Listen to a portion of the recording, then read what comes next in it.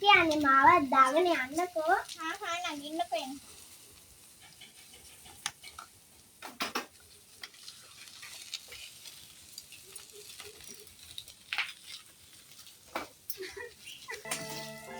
චෝක්කලක් වගේ ඉන්න මනුස්සයා.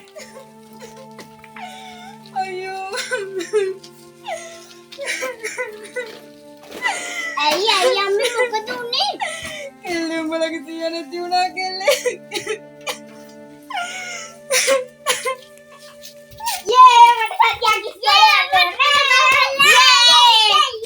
මට පාන්තිකා මේ අක්කේ ගමේ ඈත් එනවලු නේද? බිස්කට් එහෙම ගෙනයි නේද? මොනවද මේ අල්ලපොලේ උඹලගේ සද්ද? ඈ? උඹලට නම් කිසි ගානක් නැහැ. ගමේ මිනිස්සු මොනවා නොවිතරවද?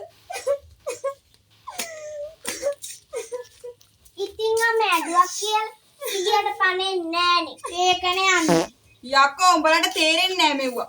සීයාගේ ඉඩ කඩන් ලියකිවිලි ඔක්කොම උඹලගේ තාත්තලා ලියන්න මැරුණාම සතුටෙන් ඉන්න පුළුවන් බං ඉස්සරහට.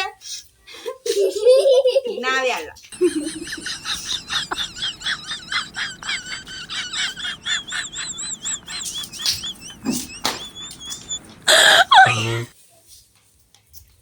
අම්මේ කෝල් එකක්.